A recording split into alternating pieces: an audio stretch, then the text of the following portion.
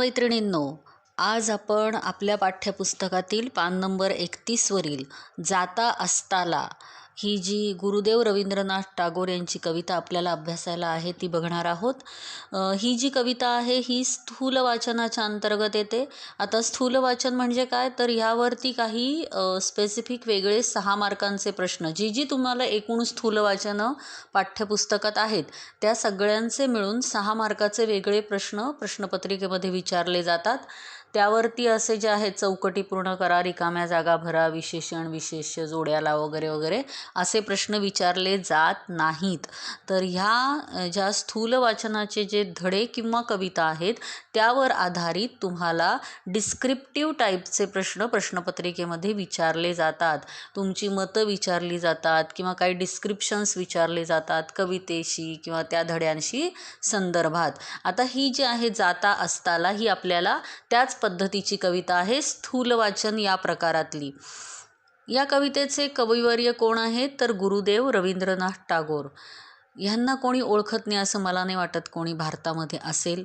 विश्वविख्यात बंगाली महाकवी होऊन गेले रवींद्रनाथ टागोर आणि अत्यंत सर्वोच्च किंवा जागतिक कीर्तीचं जे नोबेल पुरस्कार आहे त्यांनी ते भारतातच नव्हे तर आशियामध्ये सन्मानित केले गेलेले पहिले विजेते होते. त्यांनी आपल्या राष्ट्रगीताची रचना त्यांनी केलेली आहे. ते फक्त कथाकार, कादंबरीकार, महाकवी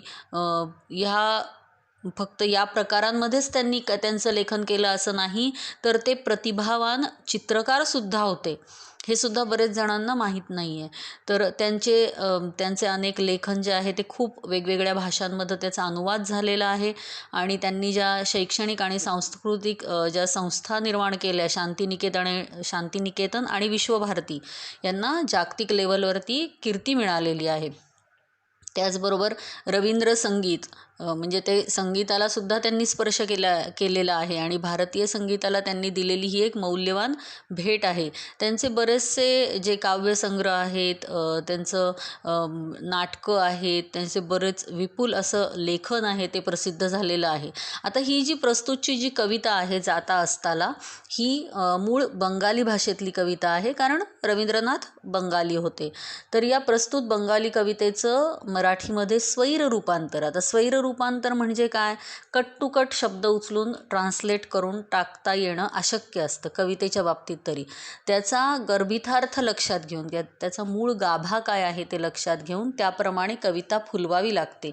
म्हणून तिला म्हटलं आहे की स्वैर रूपांतर, की थोडंफार आपल्या पद्धतीने त्याच्यामध्ये बदल करून कवयित्रीने ते स्वैर रूपांतर केलं आहे. त्यांचं नाव आहे श्यामला कुलकर्णी आणि त्यांनी ही जी कविता आहे जाता असताला ही सूर्य आणि पणती ही प्रतीकं वापरली आहेत टागोरांनी आणि त्या प्रतीकाद्वारे छोट्या जीवातही जगाला काहीतरी देण्यासारखं, म्हणजे पणती ही किती छोटी आहे पण तिच्याकडूनही एवढ्या विशाल आपल्या पृथ्वीला काहीतरी मिळतं, ती काहीतरी सुंदर करण्याची तिच्यात क्षमता आहे, हे दाखवण्याचा इथं प्रयत्न केलेला आहे. तर आपण आधी कविता बघूया. जाता असताला. अस्त म्हणजे काय, अस्त म्हणजे शेवट. सूर्य बुडतोय, सूर्य अस्ताला चाललेला आहे, सनसेट होतोय, ठीक आहे, असं वातावरण आहे आणि त्यावेळी ही कविता, त्या बाबतीतली ही कविता आहे. जाता असताला सूर्याचे डोळे पाणावले. बघा काय कल्पना केली आहे. सूर्य हा तर खरं एक तेजोमय गोळा आहे, चैतन्याचं प्रकाश रूप आहे. पण गुरुदेवांना वाटतंय की सूर्याचे सुद्धा, म्हणजे त्याला सुद्धा भावना आहेत आणि त्याचे डोळे पाणावले आहेत. का पाणावले आहेत बरं? जाता असताला सूर्याचे डोळे पाणावले, जाईन मी जर या विश्वाचे होईल कैसे भले. आता मी तर चाललोय, मी मार्गस्थ होतोय, मी निघून चाललोय. आता मी जेव्हा अस्ताला जाईल, मी जेव्हा बुडेल, माझा जेव्हा म्हणजे सनसेट जेव्हा होईल, त्यानंतर काय होईल, तर हे जे काही विश्व आहे ते कसं होईल बरं? पूर्ण अंधकारमय होईल. हा तर स्वतः तेजाचा गोळा आहे आणि त्याच्यामुळेच आपल्याला प्रकाश मिळतो, या विश्वावरती प्रकाश आहे. पण हाच जर अस्ताला गेला तर काय होईल, तर या विश्वाचं कैसे होईल भले. होईल कैसे भले, भले म्हणजे काय, त्याचं चांगुलपण किंवा त्याचं चांगलं कसं होईल, काय होईल या विश्वाचं, अशी काळजी सूर्याला लागलेली आहे. अंधारामध्ये बुडून जाईल लगेच सारी धरा. धरा म्हणजे पृथ्वी. मी गेल्या गेल्या पहिलं काय होईल, तर ही जी धरा आहे, ही पृथ्वी जी आहे, ही अंधारामध्ये बुडून जाईल. सर्वत्र अंधाराचं साम्राज्य होईल. कुणी वाचवा या पृथ्वीला, करा करा हो त्वरा. त्वरा म्हणजे घाई, लगबग. कुणीतरी आहो या पृथ्वीला वाचवा, कुणीतरी पुढे या. मी तर आता चाललेलो आहे. ही मी ह्यापासून स्वतःला रोखू शकत नाही. मी तर आता अस्ताला चाललेलो आहे आणि आता ही मी गेल्या गेल्या पृथ्वी सगळी अंधारमय होऊन जाणार आहे. तर कुणीतरी पुढे या. कळकळीची विनंती करतोय सूर्य, की कुणीतरी पुढे या आणि या पृथ्वीला तुम्ही या सगळ्या अंधारापासून वाचवा. लगबगीनं या, घाईनं या आणि या पृथ्वीला अंधारित होण्यापासून वाचवा, अंधारमय होण्यापासून वाचवा. काय झालं मग असं जेव्हा सूर्य म्हणतो, ही कल्पना आहे, कवी कल्पना. काय झालं बरं, सूर्याला जेव्हा अशी कळकळीची विनंती त्यांनी सगळ्यांना केली, तेव्हा काय झालं? कुणी न उठती ये ना पुढती, कुणास ना शाश्वती. काय झालं? कुणी न उठती, कोणीच उठलं नाही. पुढे काय? ये ना पुढती, पुढं होऊन कोणी उठून आलं नाही, की मी आहे, तू काळजी करू नकोस, असं सांगायला कोणीही पुढे आलं नाही. कारण काय दिलंय त्याचं? कुणासना शाश्वती. शाश्वती म्हणजे खात्री. हे तुम्ही तिथल्या तिथं पुस्तकामध्ये नोट डाऊन करत जा. त्याची जी काय अर्थ ते वेळोवेळी मी सांगत जाते ते. कुणासना शाश्वती, कुणालाच खात्री नाही आहे. सूर्य हा काय आहे? चैतन्याचा गोळा आहे, ऊर्जेचा स्रोत आहे. त्याच्यामुळे आज पृथ्वीवरती उजेड आहे आणि सगळ्यांना माहिती, अरे तो तर किती मोठा आहे आणि आपल्यामध्ये ही क्षमता आहे का? आपण पृथ्वीला असा उजेड देऊ शकतोय का? आपण तर सूर्याची आपली तुलनाच होऊ शकत नाही आहे. त्यामुळे ही खात्री कोणालाच नाही की आपण पृथ्वीला उजळून टाकू. आणि त्यामुळे जेव्हा सूर्य अशी सगळ्यांकडे विनवणी करतोय की अरे काय काय होईल, कोणीतरी त्वरा करून या पुढे, तर कोणीही आलेलं नाही. कारण त्यांना आपल्या स्वतःबद्दल खात्री नाही. त्याच्या पुढे काय दिलंय? इकडे तिकडे बघत हळूची, पणती ये पुढती. काय झालं बघा? कोणीच आलं नाही, कोणीही आलं नाही. पण इकडे तिकडे बघत हळूची, पणती ये पुढती. पणती म्हणजे कुठली? मातीची जी पणती, की जिच्यामध्ये वात लावून तेल लावून ती पेटवल्यावरती तिचा इवलासा प्रकाश पडतो. त्या पणतीने आधी काय केलं? आधी इकडं बघितलं, कोणी पुढं येतंय का? येत नाही म्हटल्यानंतर त्या सूर्याच्या विनवणीला मान देऊन ती हळूच पुढं आलेली आहे. आणि कशी म्हणते बघा? विनम्र भावे लवून म्हणे ती. विनम्र भावे म्हणजे अत्यंत नम्रतेने. लवून म्हणजे अगदी नम्रतेनेच, वाकून म्हणजे खाली मान घालून, या पद्धतीनं. विनम्र भावे लवून म्हणे ती, तेजोमय भास्करा.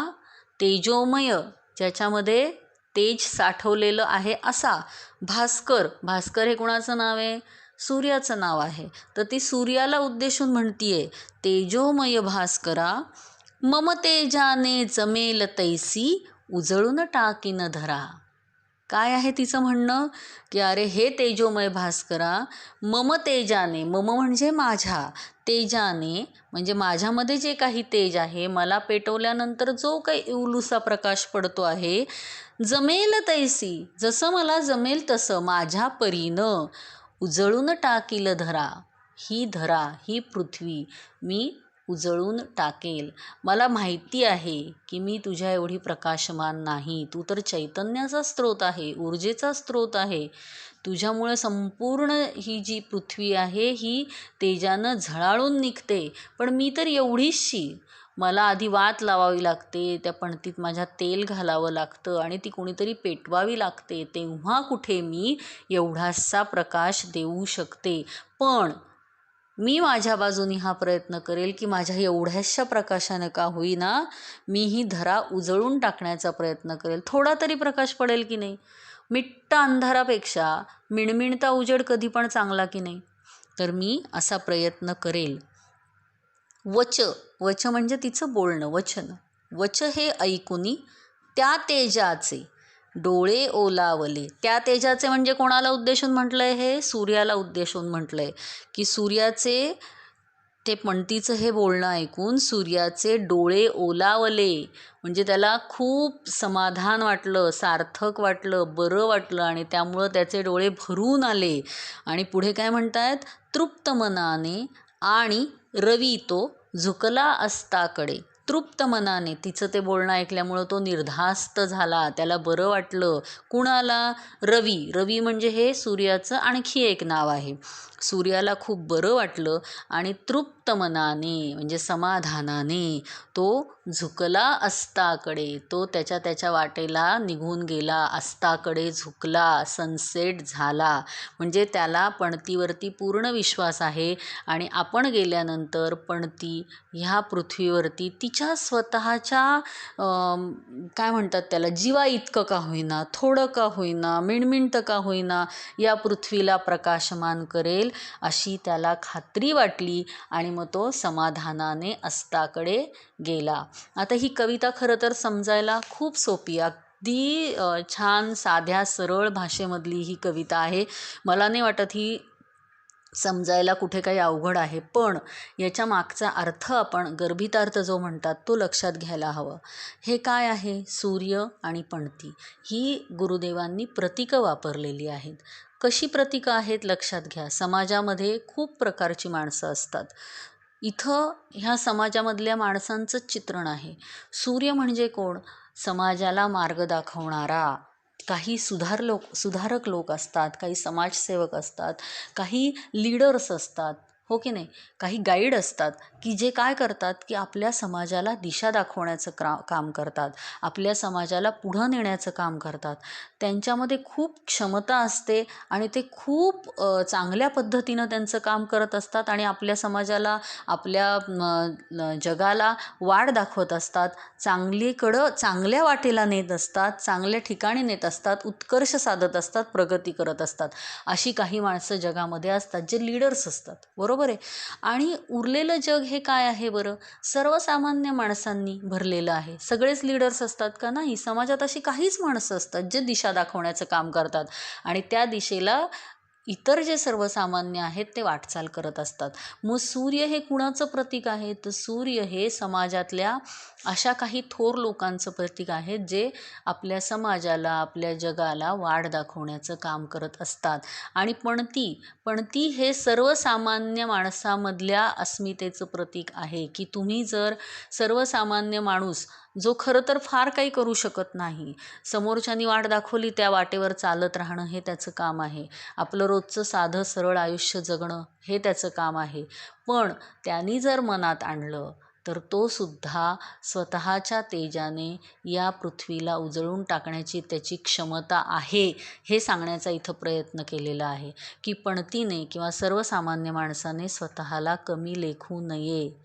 बरोबर आहे. समाजसुधारक आहेत, थोर विचारवंत आहेत, गाईड आहेत, ते आपल्या समाजाला दिशा देत आहेत. पण आपण सुद्धा आपल्या वर्तणुकीतनं समाजाला पुढं नेऊ शकतो. आपण सुद्धा तो खारीचा वाटा उचलू शकतो, सर्वसामान्य माणूस. पणती आणि सूर्य म्हणजे हे जे काही समाजातले थोर विचारवंत आहेत, थोर लोक आहेत ते, आणि सर्वसामान्य माणसं, ही प्रतीकं त्यांनी वापरलेली आहेत सूर्य आणि पणतीच्या द्वारे. त्यामुळे सर्वसामान्य माणसाला कधीही कमी लेखू नका. त्यांनी जर मनात आणलं तर तो सुद्धा खूप चांगलं कार्य करू शकतो आणि समाजाला निश्चितपणे चांगल्या वाटेवर आणू शकतो, वाट दाखवण्याचं कार्य करू शकतो. ही या कवितेमधील गर्भितार्थ आहे, तो तुम्ही लक्षात घ्या. कविता अगदी सोपी आहे आणि यामध्ये जे आलेले समानार्थी शब्द आहेत, धरा किंवा रवी, भास्कर, हे नीट लक्षात ठेवा. याच्यावरती स्थूलवाचन तुम्हाला करायचं आहे आणि म्हणूनच या स्थूलवाचन असल्यामुळेच मोठ्या प्रश्नांची म्हणजे मोठी उत्तरं तुम्हाला लिहायची आहेत. म्हणून ह्या कवितेचा गर्भितार्थ लक्षात घ्या आणि त्या पद्धतीनं उत्तरं आपण कशी लिहायची ते बघूया. याच्यावर छोटे प्रश्न तुम्हाला येणार नाही, छोटी छोटी उत्तरं, चौकटी वगैरे हे तुम्हाला येणार नाही. म्हणून ही मुळापासून समजून घ्या कविता आणि मग त्याची उत्तरं स्वतःच्या भाषेत लिहिण्याचा प्रयत्न करा. ठीक आहे. बाय.